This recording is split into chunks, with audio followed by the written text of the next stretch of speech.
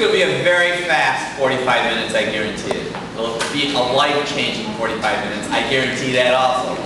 First, for those of you who weren't here the last time that I spoke, my name is Dr. Bob DeMaria. I have my lovely wife, Debbie. We've been married for 33 years, believe it or not. Thank you.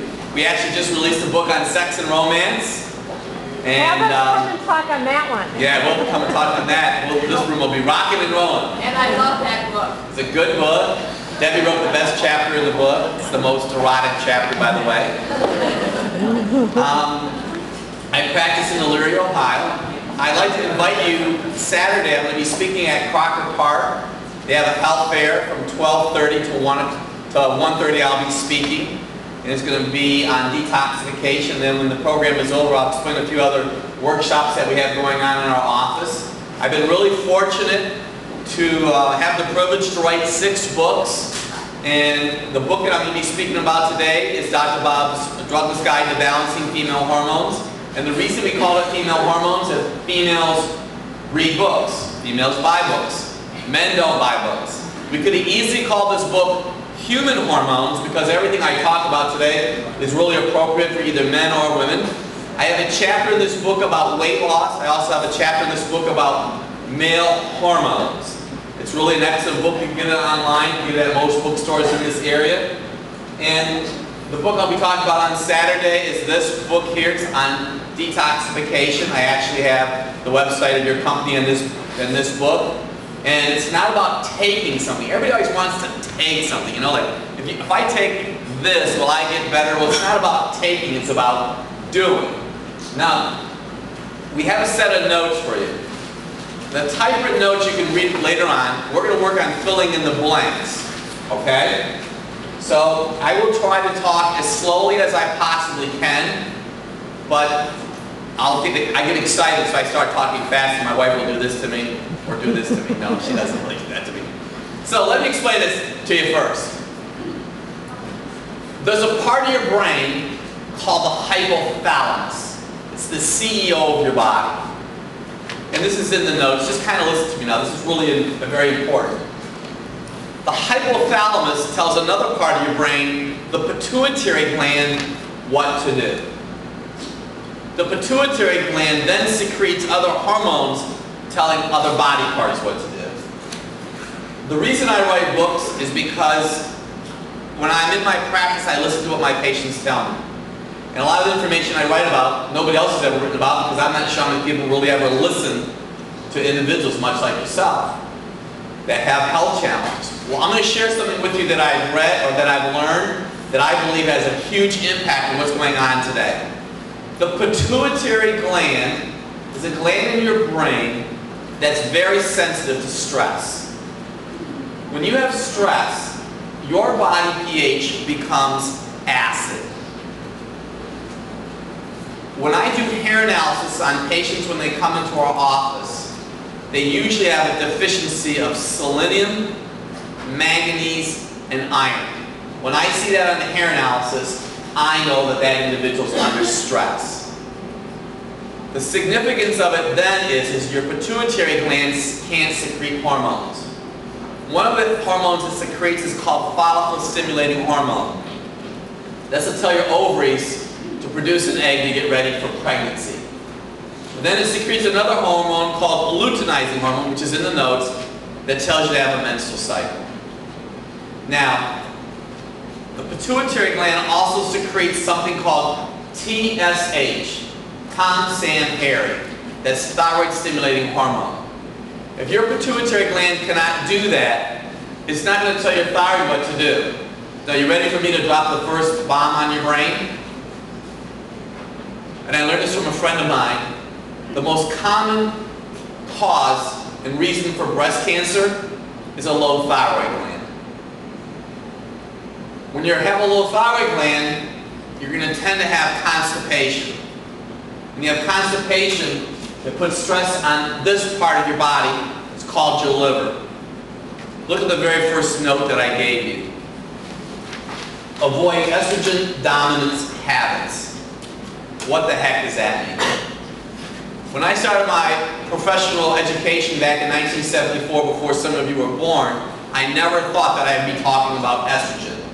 We live in a very toxic environment. I have to congratulate you for working here, because what you do here affects people worldwide. It's huge, because by you producing a piece of equipment that allows people to get healthy food inside of their body, even though they don't know it, health comes from the inside out.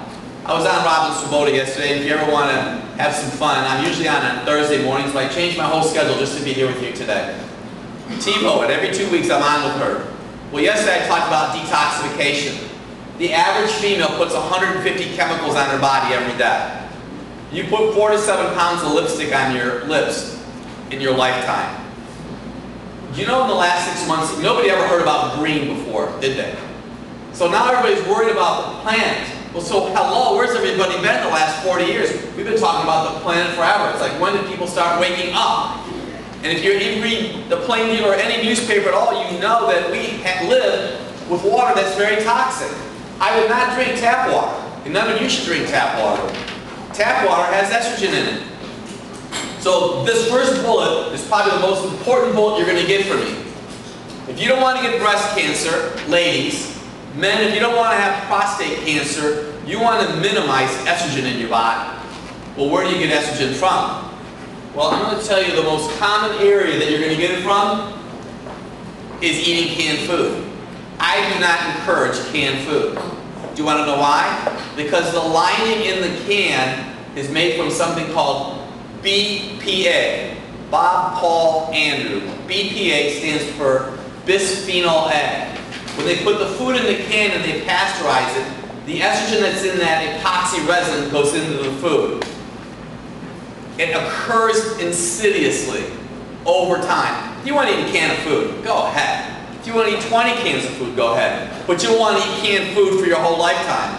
My wife and I did not know this. We were blessed. We've never eaten a lot of canned food. Yes, we eat some food that's canned, but it's not our mainstay.